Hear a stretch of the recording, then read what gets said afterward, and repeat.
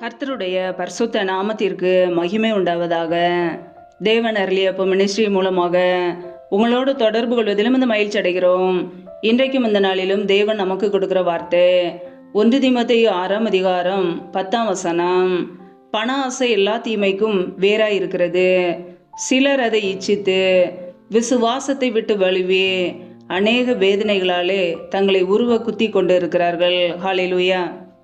கிறிஸ்துவுக்குள் பிரியமானவர்களே, கர்த்தருடைய வார்த்தை சொல்லுகிறது, பண ஆசை எல்லா தீமைக்கும் வேறாய் இருக்கிறது. சிலர் அதை இச்சித்து விசுவாசத்தை விட்டு வழுவி அநேக வேதனைகளாலே தங்களை உருவ குத்தி கொண்டிருக்கிறார்கள் என்று கர்த்தருடைய வார்த்தை மிகவும் தெளிவாக கூறுகிறது. ஆம் பிரியமானவர்களே, கர்த்தருடைய பிள்ளைகள் போதுமென்கிற மனதுடனே வாழ வேண்டும். வேதம் சொல்கிறது, போதுமென்கிற மனதுடனே கூடிய தெய்வ பக்தியே மிகுந்த ஆதாயம் என்று. உண்ணவும் உடுக்கவும் நமக்கு உண்டாயிருந்தால் அது போதும் என்று இருக்க கடவும் என்று கர்த்தருடைய வார்த்தை கூறுகிறது. ஆம் பிரியமானவர்களே, நம்முடைய வாழ்க்கையிலே போதும் என்கிற மனது இருக்கிறதா அல்லது பண ஆசை இருக்கிறதா? பண ஆசை நமக்குள்ளே இருக்கும் என்றால் அது எல்லா தீமைக்கும் வேறாய் இருக்கிறது.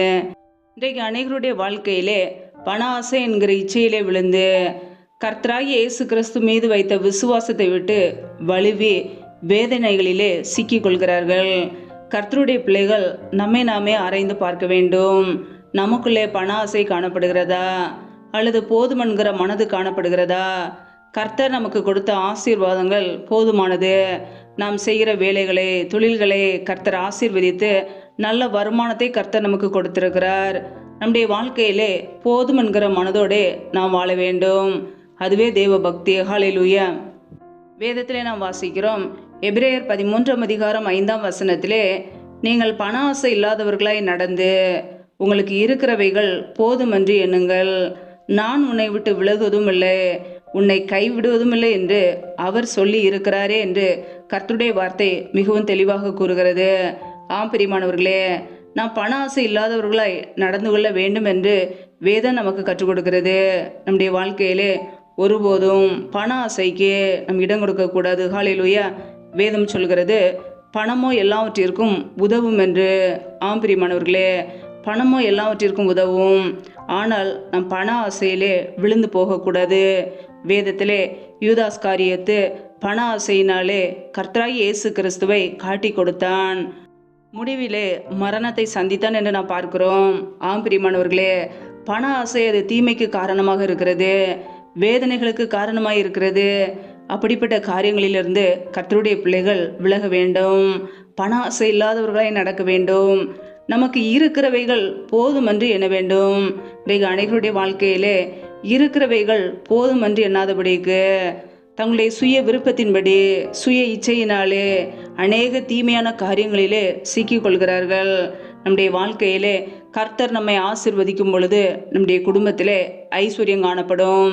எந்த தரித்திரங்களோ வறுமைகளோ இருக்காது. பிரியமானவர்களே, கர்த்தர் நம்மை ஆசீர்வதிக்க நம் தகுதி உள்ளவர்களே வாழ்கிறோமா? அவருக்கு பிரியமுள்ளவர்களே வாழ்கிறோமா? அதை ஆராய்ந்து பார்க்க வேண்டும். தேவனுக்கு பிரியமில்லாத ஒரு வாழ்க்கை வாழ்வோம் என்றால் அதிலிருந்து மனம் திரும்ப வேண்டும். கர்த்தர் நம்மை ஆசீர்வதிக்க அவருக்கு பிரியமுள்ள ஜனங்களாய் ஒவ்வொரு நாளும் வாழும்போது கர்த்தர் நம்முடைய குடும்பத்தை ஆசீர்வதிக்கிறவராய் இருக்கிறார். ஹல்லேலூயா. வேதம் சொல்கிறது, ஐஸ்வர்யவானாகிறதற்கு தீவிரிக்கிறவனோ ஆக்கினைக்கு தப்பான் என்று. ஆம் பிரியமானவர்களே, பணத்தை சம்பாதிக்க வேண்டும் என்று குறுக்கு வழியிலே தீமையான காரியங்களை செய்வது, ஏழை எளிய ஜனங்களை ஒடுக்குவது, மற்றவர்களுடைய பணத்தை அபகரிப்பது, மற்றவர்களுடைய சொத்துக்களை அபகரிப்பது, இப்படிப்பட்ட தீமையான காரியங்களை செய்யும்போது கர்த்தருடைய தண்டனைக்கு தப்பித்து கொள்ள முடியாது. ஆம் பிரியமானவர்களே, ஒருபோதும் மற்றவர்களை ஒடுக்காமல் ஏழை எளிய ஜனங்களை ஒடுக்காமல் நாம் வாழ வேண்டும். பண ஆசையினாலே தீமையான காரியங்களை செய்யும்போது கர்த்தருடைய நன்மைகளையும் ஆசீர்வாதங்களையும் நாம் இழந்து போவோம். அதை அறிந்தவர்களாய் பண ஆசை இல்லாதவர்களாய் நடக்க வேண்டும். நமக்கு இருக்கிறவைகள் போதும் என்று எண்ண வேண்டும். நான் உன்னை விட்டு விலகுவதும் இல்லை, உன்னை கைவிடுவதும் இல்லை என்று கர்த்தர் சொல்கிறார். ஆம் பிரியமானவர்களே, கர்த்தர் நம்மோடு கூட இருக்கிறார். அவர் நம்மை விட்டு ஒருபோதும் விலகுவதும் இல்லை, நம்மை கைவிடுவதும் இல்லை. மரண பரியந்தம் நம்மை நடத்துவார், நம்முடைய தேவைகளை சந்திப்பார். நமக்கு எல்லா காரியத்திலும் கர்த்தர் உதவி செய்வார். ஹல்லேலூயா. நம்முடைய வாழ்க்கையிலே பண ஆசைக்கு இடம் கொடுக்காதபடிக்கு, பிசாசுக்கு இடம் கொடுக்காதபடிக்கு கர்த்தருடைய பிள்ளைகள் இயேசு கிறிஸ்துவையே நம்பி வாழ்வோம். அவரையே விசுவாசிப்போம். அவர் நம்முடைய குடும்பத்தை நடத்துவார். ஹல்லேலூயா. 1 தீமோத்தேயு 6:11 நீயோ தேவனுடைய மனுஷனே, இவைகளை விட்டோடி நீதியையும் தேவ பக்தியையும் விசுவாசத்தையும் அன்பையும் பொறுமையையும் சாந்த குணத்தையும் அடையும்படி நாடு என்று வேத வசனம் கூறுகிறது. ஆம் பிரியமானவர்களே, கர்த்தருடைய பிள்ளைகள் பண ஆசையை விட்டு ஓட வேண்டுமாம். நீதியான காரியங்களை செய்ய வேண்டும். தேவ பக்தியுள்ளவர்களாய் வாழ வேண்டும். விசுவாசத்தோடு இருக்க வேண்டும். ஒவ்வொரு நாளும் கர்த்தருடைய பிள்ளைகள் பொறுமையோடு சாந்த குணத்தை அடைய நாட வேண்டும். இயேசு கிறிஸ்து மீது வைத்த விசுவாசத்திலே நிலைத்திருக்க வேண்டும். முடிவு பரியந்தம் நிலைத்திருக்கும் போது நம்முடைய வாழ்க்கை ஆசீர்வதிக்கப்படும். ஹல்லேலூயா. விசுவாசத்தின் நல்ல போராட்டத்தை போராடு, நித்திய ஜீவனை பற்றிக்கொள், அதற்காகவே நீ அழைக்கப்பட்டாய் என்று கர்த்தருடைய வார்த்தை தெளிவாக கூறுகிறது. நம் நித்திய ஜீவனை பற்றி கொள்ள அழைக்கப்பட்டு இருக்கிறோம். ஒவ்வொரு நாளும் இயேசு கிறிஸ்துவிலே நிலைத்திருக்க வேண்டும். அவருடைய அன்பிலே நிலைத்திருக்க வேண்டும். அவருடைய வார்த்தையிலே நிலைத்திருக்க வேண்டும். உண்ணவும் உடுக்கவும் நமக்கு உண்டாயிருந்தால் போதும் என்று வாழ வேண்டும். ஹல்லேலூயா. நாம் செய்கிற வேலைகளை, தொழில்களை, வியாபாரங்களை கர்த்தர் ஆசீர்வதித்து நல்ல வருமானத்தை கொடுத்திருக்கிறார். போதும் என்று வாழும்போது அதுவே தேவ பக்தியாக இருக்கிறது. ஹல்லேலூயா. கர்த்தருடைய பிள்ளைகள் பணாசை என்கிற தீமையை விட்டு விலகுவோம். கர்த்தரையே பற்றி பிடித்து கொள்வோம். அவரே நம்மை நடத்துகிறவர். மரண பரியந்தம் நம்மை நடத்துவார். ஹல்லேலூயா. பணாசை என்கிற இச்சையிலே விழுந்து போகாதபடிக்கு கர்த்தராய் இயேசு கிறிஸ்துவிலே நிலைத்திருப்போம். அவருடைய அன்பிலே நிலைத்திருப்போம். அவருடைய வார்த்தையிலே நிலைத்திருப்போம். கனி கொடுக்கிறவர்களே வாழ்வோம். கர்த்தர் தாமே உங்களை ஆசீர்வதிப்பாராக. ஆமேன். நம்மை நாமே தேவ சமூகத்திலே தாழ்த்தி அர்ப்பணித்து ஜெபிப்போம். ஜெபம். எங்களை அதிகமாய் நேசிக்கிற எங்கள் அன்பின் பரலோக தகப்பனே, மெய் துதிக்கிறோம், ஸ்தோத்திரிக்கிறோம். அப்பா, இந்த இரவு வேலைக்காக மெய் துதிக்கிறோம், ஸ்தோத்திரிக்கிறோம். ஒவ்வொரு நாளும் உடைய வார்த்தைகளோடு எங்களோடு பேசுகிறீரே, அதற்காக ஸ்தோத்திரம். அப்பா, இணைந்து ஜெபிக்கிற ஒவ்வொரு குடும்பங்களையும் உடைய கரங்களிலே தருகிறோம். கர்த்தர் தாமே ஒவ்வொரு குடும்பத்தையும் பாதுகாத்துக் கொள்வீராக.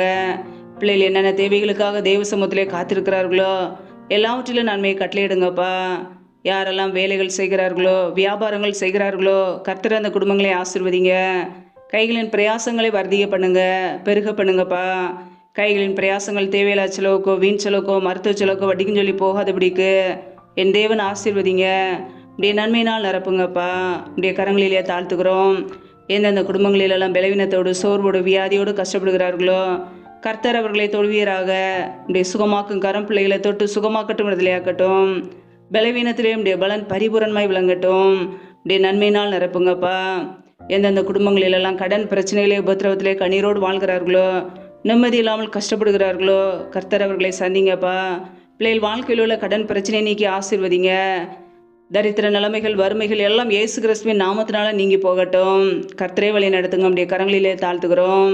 யாரெல்லாம் வேலை இல்லாமல் கஷ்டப்படுகிறார்களோ பிள்ளைகள் படிப்புக்கேற்ற நல்ல வேலைகளை ஏற்படுத்தி கொடுங்க. தடைகள் எல்லாவற்றையும் நீக்கி போடுவீராக. நம்முடைய கரங்களிலே அர்ப்பணிக்கிறோம். எந்தெந்த குடும்பங்களிலெல்லாம் கர்ப்பத்தின்கனிக்காக காத்திருக்கிறார்களோ என் தேவன் அந்த குடும்பங்களை சந்திங்கப்பா. பிள்ளைகள் கர்த்தரால் ஒரு சுதந்திரம், கர்ப்பத்தின் கனி அவரால் கிடைக்கும் பலன் என்று வேதத்திலே வாசிக்கிறோம். என் தேவன் ஆசீர்வதிங்க. தடைகள் எல்லாவற்றையும் நீக்கி போடுவீராக. உடைய கரங்களிலே தாழ்த்தி ஒப்பொழுது ஜெபிக்கிறோம். எந்தெந்த குடும்பங்களிலெல்லாம் கணவன் மனைவிக்கிடையே பிரிவினையோடு பிரச்சனையோடு வாழ்கிறார்களோ, குடும்பத்தில் சமாதானம் இல்லாமல், நிம்மதி இல்லாமல் கண்ணீரோடு வாழ்கிறார்களோ கர்த்தர் அந்த குடும்பங்களை சந்திங்க. என் தேவன் ஆசீர்வதிங்க. குடும்பத்தில் சமாதானத்தை கொடுங்கப்பா. சிலுவையில் சிந்திய ரத்தத்தினாலே எங்களுக்கு சமாதானத்தை உண்டாக்கியவர். ஒவ்வொரு குடும்பத்திலும் தெய்வீக சமாதானம் ஆளுகை செய்யட்டும். உடைய நன்மையினால் நிரப்புங்கப்பா. யாரெல்லாம் பலவீனத்தோடு, சோர்வோடு, வியாதியோடு கஷ்டப்படுகிறார்களோ கர்த்தர் அவர்களை தொட்டு சுகமாக்குவீராக. உடைய சுகமாக்கும் கரம் பிள்ளைகளை தொட்டு சுகமாக்கட்டும், விடுதலையாக்கட்டும். பலவீனத்திலும் உடைய பலன் பரிபூரணமாய் விளங்கட்டும். ஆசீர்வதிங்க. உடைய கரங்களிலே தாழ்த்துக்கிறோம். இந்த இரவு நேரத்தில் இன்பமான தூக்கத்தை கொடுங்கப்பா. சொப்பன தரிசனங்களோடு எங்களோடு கூட பேசுங்க. வரப்போகிற காரியங்களை குறித்து வெளிப்படுத்துங்க. அதிகாலையில் உடைய சமூகத்திலே காத்திருக்க, உம்மை துதிக்க, உடைய நாமத்தை உயர்த்த எங்களை அர்ப்பணிக்கிறோம். எங்களை ஆசீர்வதிப்பீராக. எங்களை உமக்கென்று பயன்படுத்துவீராக. கர்த்தரின் ஆசீர்வாதமே ஐஸ்வர்யத்தை தரும், அதனோடைய வேதனையை கூட்டார் என்ற வசனத்தின்படி ஒவ்வொரு குடும்பத்தையும் ஆசீர்வதிங்க. இப்படி ஐஸ்வர்யத்தினால் நிரப்புங்க. எந்த வேதனைகளோ துக்கங்களோ கண்ணீரோ பிள்ளையோட வாழ்க்கையில் இருக்காதபடிக்கு பாதுகாத்துக்கொள்ளுங்கப்பா. கர்த்தர் தாமே ஆசீர்வதிப்பீராக. ஜீவனுள்ள நாட்களெல்லாம் நன்மையும் கிருபையும் தொடரும் என்ற வசனத்தின்படியே ஒவ்வொரு குடும்பத்தையும் இப்படி நன்மையும் கிருபையும் தொடர்வதாக. ஆசீர்வதிங்க, உயர்த்துங்க. கர்த்தருக்கு முன்பாக தாழ்மைப்படுங்கள், அப்பொழுது அவர் உங்களை உயர்த்துவார் என்ற வசனத்தின்படியே உமக்கு முன்பாக தாழ்த்துகிற ஒவ்வொரு குடும்பத்தையும் உயர்த்த போகிற கிருபைக்காக ஸ்தோத்திரம். உடைய கரங்களில் ஒவ்வொரு குடும்பத்தையும் அர்ப்பணிக்கிறோம். தேவன் அருளியப்போ மினிஸ்ட்ரி மூலமாக இணைந்திருக்கிற ஒவ்வொரு பிள்ளைகளையும் ஆசீர்வதிங்கப்பா. இந்த ஊழியத்துக்காக ஜெபிக்கிற கொடுக்குற ஒவ்வொரு குடும்பத்தையும் ஆசீர்வதிங்க. உடைய நன்மையினால் நிரப்புங்க. உடைய கரங்களிலே தாழ்த்தி ஒப்பொழுது ஜெபிக்கிறோம். எல்லா துதி கன மகிமையெல்லாம் ஒருவருக்கே செலுத்துகிறோம். ஏசு கிறிஸ்துவின் மூலம் ஜெபிக்கிறோம் ஜீவனுள்ள நல்ல பிதாவே, ஆமேன். கர்த்தர் தாமே உங்களையும் உங்கள் குடும்பங்களையும் ஆசீர்வதிப்பாராக. ஆமேன். Thanks for watching. Please subscribe our channel. Click the like and share. Click the bell. God bless you.